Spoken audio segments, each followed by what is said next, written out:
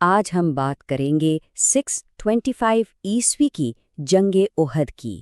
یہ تاریخ کی کتابوں میں درج صرف ایک لڑائی نہیں بلکہ یہ ایک ایسی ڈرامائی کہانی ہے جو ہمیں بتاتی ہے کہ کیسے ایک بہترین حکمت عملی، انسانی فطرت اور ایک چھوٹی سی غلطی کتنے تباہ کن نتائج لا سکتی ہے۔ تو آج ہم اسی سوال کا جواب تلاش کریں گے۔ آخر ایسا کیا ہوا کہ میدان جنگ میں سب کچھ منصوبے کے مطابق چل رہا تھا اور پھر ایک لمحے کی غلطی نے ایک یقینی فتح کو ایک بھاری شکست میں بدل دیا؟ اچھا، اس پوری کہانی کو سمجھنے کے لیے ہمیں 1 سال پیچھے جانا پڑے گا۔ جنگ بدر میں مکے کے قریش کو مسلمانوں کے ہاتھوں ایک بڑی شکست ہوئی تھی۔ اب وہ بدلے کی آگ میں جل رہے تھے اور ایک بڑی فوج لے کر مدینہ کی طرف بڑھ رہے تھے۔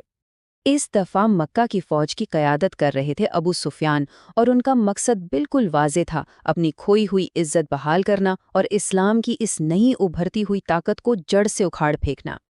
ذرا ان اعداد و شمار پر نظر ڈالیں۔ مسلمانوں کی فوج تھی تقریباً 700 سپاہیوں کی، جبکہ قریش کی فوج میں 3000 لوگ تھے، یعنی 4 گنا سے بھی زیادہ کا فرق۔ یہ ایک بہت بہت بڑا چیلنج تھا۔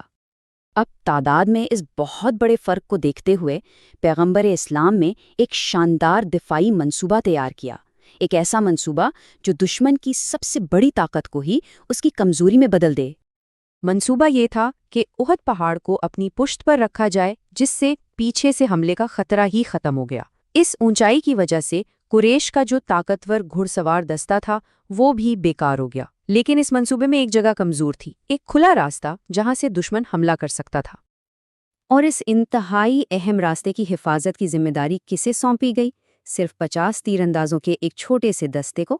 شاید انہیں اس وقت اندازہ نہیں تھا کہ پوری جنگ کا نتیجہ ان کے کندھوں پر ہے۔ ان 50 تیر اندازوں کو جو حکم دیا گیا وہ بالکل واضح اور اٹل تھا۔ چاہے ہم جیت رہے ہوں یا ہار رہے ہوں، کچھ بھی ہو جائے تم نے اپنی جگہ نہیں چھوڑنی۔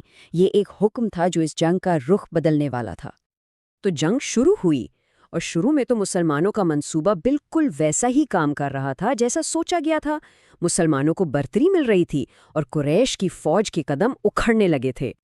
ایک وقت تو ایسا آیا کہ مکہ کی فوج نے میدان چھوڑ کر بھاگنا شروع کر دیا۔ مسلمانوں کے لیے فتح اب بس چند قدموں کی دوری پر تھی، اور بس یہی وہ لمحہ تھا جہاں سب کچھ بدلنے والا تھا۔ پہاڑی پر موجود زیادہ تر تیر اندازوں نے جب یہ دیکھا تو انہیں لگا کہ جنگ تو ختم ہو گئی، اور انہوں نے اپنے قائد کے سخت حکم کو نظر انداز کر دیا۔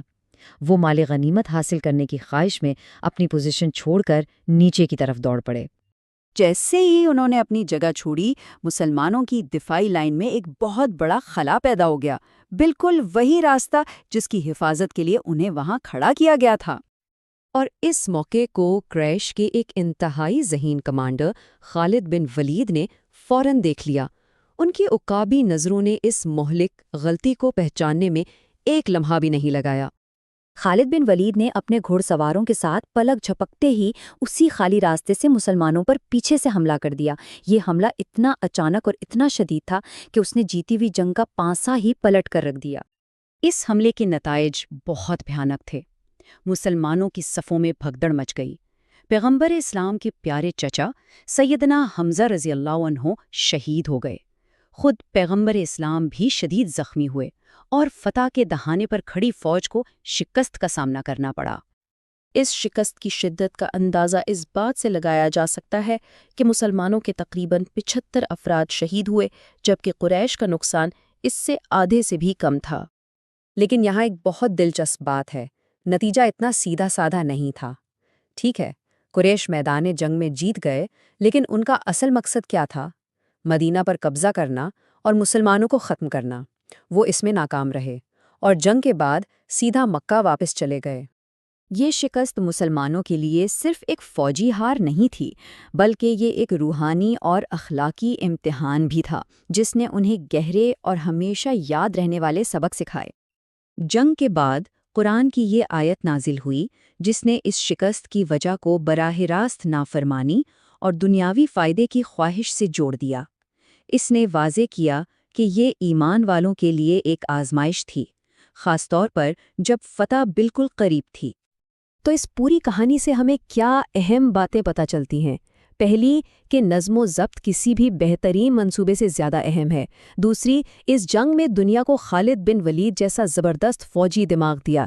تیسری، یہ مسلمانوں کے ایمان کا ایک بہت کڑا امتحان تھا جس نے انہیں مستقبل کے لیے مزید مضبوط بنایا۔ اور آخر میں اس نے یہ بتا دیا کہ یہ جدوجہد ابھی ختم نہیں ہوئی بلکہ ابھی اور لمبی چلے گی۔